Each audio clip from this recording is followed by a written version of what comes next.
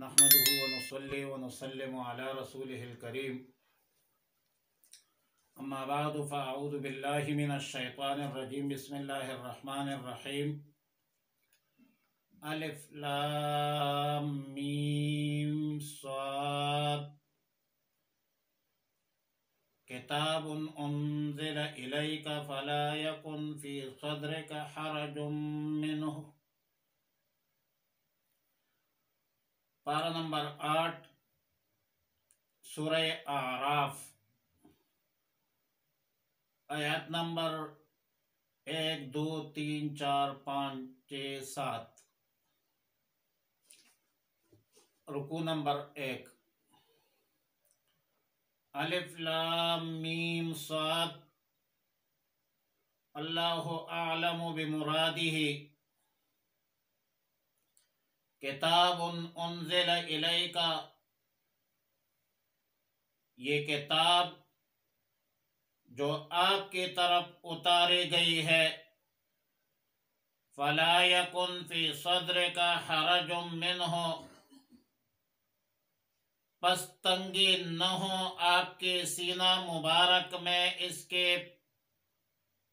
پہچانے میں، پہنچانے میں۔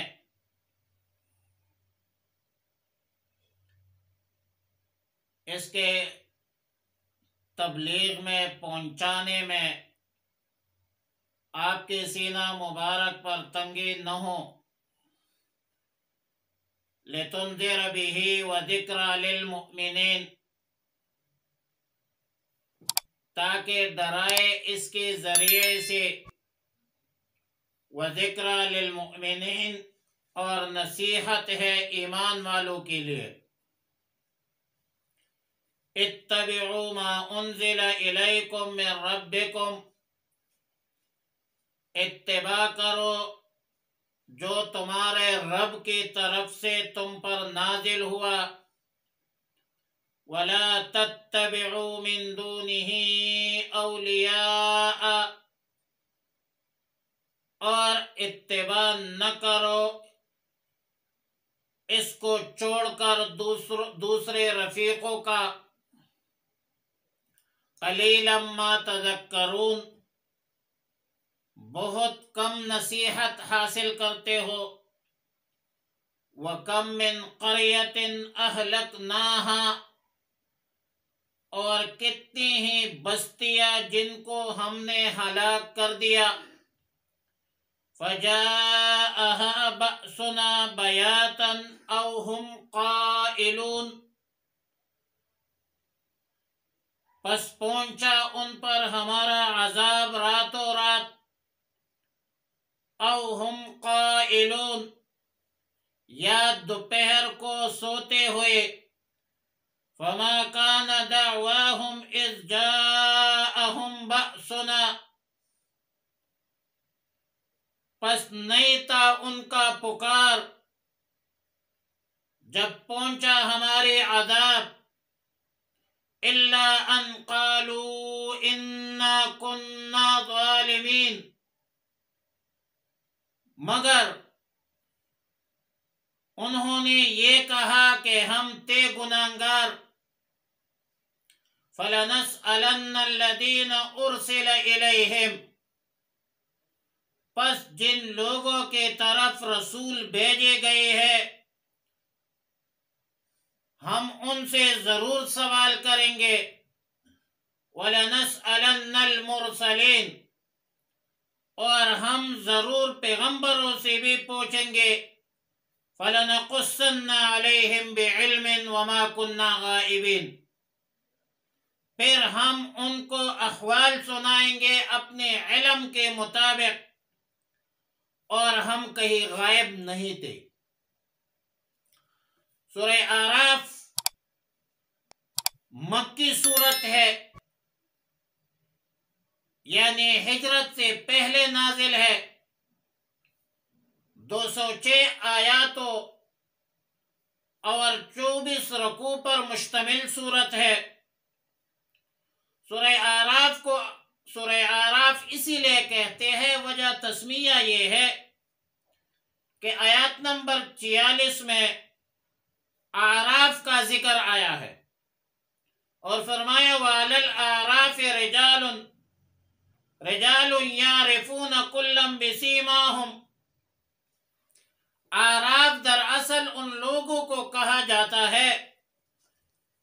جو جہنم سے نجات تو پا گئے ہیں مگر ابھی جنت میں داخل نہیں ہے، دخول جنت کے امیدوار ہے۔ اور ماقبل کے ساتھ ربط بھی واضح ہے کہ سورہ انعام کے آخر رکوع میں فرمایا وَهَذَا كِتَابٌ أَنزَلْنَاهُ إِلَيْكَ، اور سورہ اعراف کے ابتداء میں فرمایا کتاب انزل الیک فلا یکن فی صدرک حرج منہ۔ امام الاولیاء امام احمد علی لاہوری رحمہ اللہ الباری فرماتے ہیں کہ سورہ بقرہ میں یہود کو دعوت الی الکتاب تھی، سورہ آل عمران میں دعوت الی النصارى تھی، دعوت الی التوحید تھی، سورہ نساء میں اصلاح عرب پیش نظر تھا، سورہ انعام میں اصلاح مجوس تھی، اور سورہ اعراف میں بقیہ اقوام کو دعوت الی القرآن دی جاتی ہے۔ آیات نمبر 1 میں فرمایا الف لام میم صاد، یہ حروف مقطعات میں سے ہے۔ قرآن کریم کی 29 سورتوں کے ابتداء میں حروف مقطعات آئے ہیں، اور حروف جمہور مفسرین کی نزدیک اس کا اصل علم اللہ ہی جانتا ہے، وَمَا يَعْلَمُ تَأْوِيلَهُ إِلَّا اللَّهُ وَالرَّاسِخُونَ فِي الْعِلْمِ يَقُولُونَ آمَنَّا بِهِ كُلٌّ مِّنْ عِندِ رَبِّنَا۔ اگر والراسخون ماقبل پر عطف کیا جائے تو ماقبل پر عطف کی صورت میں راسخین فی العلم کو بھی حروف مقطعات کی تأویل معلوم ہے، کیونکہ حروف مقطعات متشابہات میں سے ہے۔ اور حضرت عبداللہ ابن عباس رضی اللہ تعالی عنہما کا قول ہے، اور تفسیر کے حوالے سے فرماتے ہیں کہ میں راسخین فی العلم سے ہوں، مجھ سے متشابہات کے بارے میں پوچھو اور مجھ سے متشابہات کے معانی پوچھو۔ اور ظاہر ہے رسول اللہ صلی اللہ علیہ وسلم نے سیدنا عبداللہ ابن عباس رضی اللہ تعالی عنہما کے لیے دعا بھی کہ اللہم علمہ الکتاب۔ بہرحال جمہور اہل علم کی رائے یہ ہے کہ حروف مقطعات متشابہات میں سے ہے، اور اس موقع پر وہ ترجمہ کرتے ہیں، ترجمہ کیا یہی کہتے ہیں کہ اللہ عالم بمرادہ، یہ اللہ اور رسول کے درمیان ایک راز ہے جس کے اطلاع امت کو نہیں دی گئی ہے، اور اس جستجو میں پڑھنے کی ضرورت بھی نہیں ہے۔ عمل کے لیے محکمات واضح الدلالات آیات موجود ہے، اور یہ تو متشابہات ہے، تو اس میں پڑھنے کی کوئی خاص ضرورت بھی نہیں ہے۔ آیات نمبر 2 میں فرمایا کتاب انزل الیک، یہ کتاب آپ کی طرف نازل کی گئی تاکہ آپ اس کے ذریعہ سے لوگوں کو ڈرائے، ایمان کی دعوت دے، اور جو ایمان نہیں لاتے آیتوں کی تکذیب کرتے ہیں یا معجزات کی نفی کرتے ہیں، فلا یکن فی صدرک حرج، آپ کے سینہ مبارک میں ذرا بھی تنگی نہ ہو، آپ اپنا کام جاری اور ساری رکھیں، لوگوں کو ایمان کی طرف ترغیب دے، باقی ہدایت اللہ کے اختیار میں ہے۔ البتہ جدوجہد پر آپ مکلف ہے، اور یہ امت بھی مکلف ہے کہ آپ لوگوں کو دین حق کی طرف راغب کرے، ترغیب دے، تبلیغ کرے، دعوت دے لوگوں کو، اور نتیجہ اللہ کے اختیار میں ہے، دریا کے اپنے موج سے طغیانیوں سے کام، کشتی کسی کا پار ہو یا درمیان میں۔ آیات نمبر 3 میں فرمایا اتبعوا ما انزل الیکم، یہ خطاب ہے لوگوں کو کہ اے لوگو، جو کچھ تمہارے طرف تمہارے رب کے طرف سے نازل ہوا ہے اس کا اتباع کرو،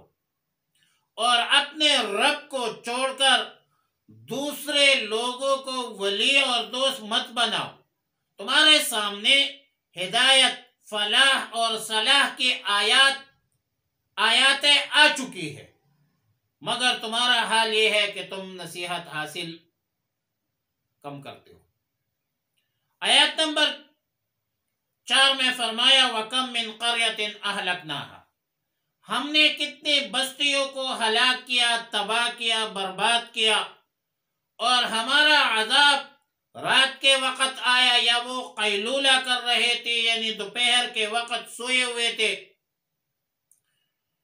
اب ظاہر ہے کہ جو لوگ اللہ کی ہدایت سے روگردانی کرتے ہیں، انحراف کرتے ہیں، اور یہ منحرفین حق قبول کرنے سے انکاری ہے، تو ان پر دنیا میں بھی عذاب آئے ہے، اور آخرت کا عذاب تو بہت بڑا ہے، وہ تو دائمی عذاب ہے۔ اور جب ان لوگوں پر عذاب آیا تو آیت نمبر 5 میں فرمایا کہ پھر یہی کہنے لگے، اقرار جرم کرتے رہے کہ ہم ظالم تھے اور اپنے ظلم کا اقرار کرتے تھے۔ آیت نمبر 6 میں فرمایا فَلَنَسْأَلَنَّ الَّذِينَ أُرْسِلَ إِلَيْهِمْ، قیامت کے دن امتوں سے سوال ہوگا کہ تمہارے پاس رسول آیا تھا تو تم پھر کیا جواب دوں گے؟ اور سورہ قصص میں ہے وَيَوْمَ يُنَادِيهِمْ فَيَقُولُ مَاذَا أُجِبْتُمُ الْمُرْسَلِينَ، جس طرح امتوں سے سوال ہوگا اسی طرح انبیاء علیہ السلام سے بھی سوال ہوگا کہ آپ حضرات نے ہمارا پیغام اپنے امتوں کو پہنچایا تھا اور امتوں کا جواب کیا تھا۔ صحیح مسلم شریف میں ہے کہ رسول اللہ صلی اللہ علیہ وسلم نے خطبہ دیا اور بہت ساری نصیحتیں فرمائی، اور آخر میں فرمایا کہ میرے بارے میں تم سے پوچھا جائے گا تو پھر تم کیا جواب دو گے؟ حاضرین صحابہ کرام رضوان اللہ تعالی علیہم اجمعین نے عرض کیا کہ یا رسول اللہ صلی اللہ علیہ وسلم، ہم یہ گواہی دیں گے کہ آپ نے اللہ کا پیغام پہنچایا ہے اور اپنی ذمہ داری پوری کی ہے، وَأَدَّيْتَ وَنَصَحْتَ، اور آپ نے امت کی خیرخواہی کی ہے۔ رسول اللہ صلی اللہ علیہ وسلم نے اپنے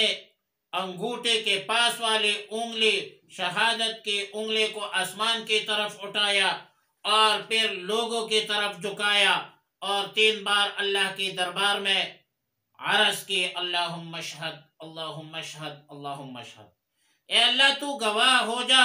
اے اللہ تو گواہ ہو جا، اے اللہ تو گواہ ہو جا۔ سیدنا ابو سعید الخدری رضی اللہ تعالی عنہ سے روایت ہے کہ قیامت کے دن نوح علیہ السلام کو پیش کیا جائے گا اور ان سے سوال ہوگا کہ تم نے اپنے قوم کو تبلیغ کی ہے، تم نے اپنے قوم کو دین پہنچایا ہے، کیا تم نے اپنے قوم کو، اپنے امت کو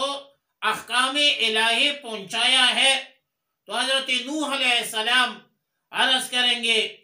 کہ یا رب العالمین، اے میرے رب، میں نے واقعتاً تبلیغ کی ہے اور آپ کا پیغام، احکام الہی اپنی قوم تک پہنچایا ہے۔ پھر قوم نوح سے سوال ہوگا تو حضرت نوح علیہ السلام کی قوم وہ انکار کریں گے، پھر حضرت نوح علیہ السلام سے گواہ طلب کیا جائے گا کہ آپ گواہ پیش کریں، تو سیدنا حضرت نوح علیہ السلام امت محمدیہ صلی اللہ علیہ صاحبہ الف الف تحیت و سلام، رسول اللہ صلی اللہ علیہ وسلم کی امت کو گواہ پیش کریں گے، بطور گواہ پیش کریں گے، اور پھر رسول اللہ صلی اللہ علیہ وسلم کی امت سے پوچھا جائے گا کہ کیا تم گواہی دیتے ہو؟ تو نوح علیہ السلام نے اپنے قوم کو تبلیغ کی ہے، اور پھر اس وقت رسول اللہ مبارک صلی اللہ علیہ وسلم نے آیات کی تلاوت کی، سورہ بقرہ کے دوسرے سپارے کی، وَكَذَلِكَ جَعَلْنَاكُمْ أُمَّةً وَسَطًا لِتَكُونُوا شُهَدَاءَ عَلَى النَّاسِ۔ پھر امت محمدی گواہی دیں گے کہ ہمارے پاس ایک سچا کتاب آیا تھا، سچا کتاب اللہ کی طرف سے آخری کتاب نازل ہوا تھا، اور سچا پیغمبر مبعوث ہوا تھا۔ اس سچی کتاب میں لکھا تھا کہ حضرت نوح علیہ السلام نے اپنے قوم کو تبلیغ کی ہے اور اللہ کے احکامات پہنچائے ہیں، اور امتی محمد عربی صلی اللہ علیہ وسلم یہ بھی کہیں گے کہ ہمیں ہمارے رسول نے یہ فرمایا تھا کہ نوح علیہ السلام نے اپنے قوم کو تبلیغ کی ہے۔ آیت نمبر 7 میں فرمایا فَلَنَقُصَّنَّ عَلَيْهِمْ بِعِلْمٍ وَمَا كُنَّا غَائِبِينَ، پس ہم ان کو ضرور بے ضرور روبرو بیان کر دیں گے، علم کے مطابق، اپنی علم کے مطابق، اور ہم غائب نہیں تھے۔ حافظ عماد الدین ابن کثیر اپنے مایہ-ناز تفسیر ابن کثیر جلد 2 صفحہ نمبر 201 میں لکھتے ہیں یودع الکتاب یوم القیامت فیتکلم بما یعملون، یعنی اعمال نامہ جو ہے وہ رکھ دی جائیں گے، وہ تمام اعمال کو ظاہر کر دیں گے۔ اور وما کننا غائبین کی تفسیر میں لکھتے ہیں کہ انہ تعالی یخبر عباده یوم القیامت بما قالوا وبما عملوا من قلیل وکثیر وجلیل وحقیر لأن اللہ شہید علی کل شیء، یعنی قیامت کے دن اللہ تعالی اپنے بندوں کو ان کے اعمال، ان کے اقوال سب بتا دے گی، چھوٹے اعمال ہو بڑے اعمال ہو، کیونکہ اللہ رب العالمین کو ہر چیز کا علم ہے، اللہ تعالی ہر چیز پر خبردار ہے، ان اللہ بکل شیء علیم۔